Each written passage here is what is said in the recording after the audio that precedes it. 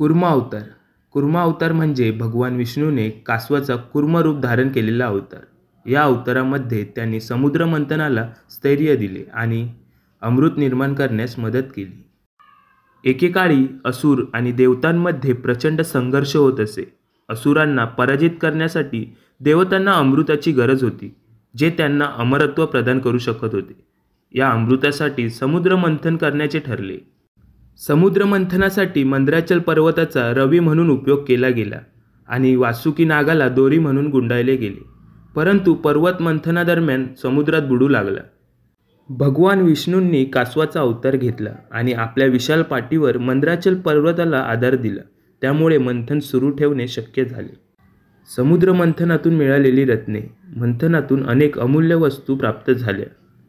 लक्ष्मी, धन्वंतरी, पारिजात वृक्ष, कामधेनू गाय, विष जो शिवाने पियाल्यामुळे त्रास थांबला आणि शेवटी अमृतही प्राप्त झाले, ज्यामुळे देवतांना अमरत्व लाभले.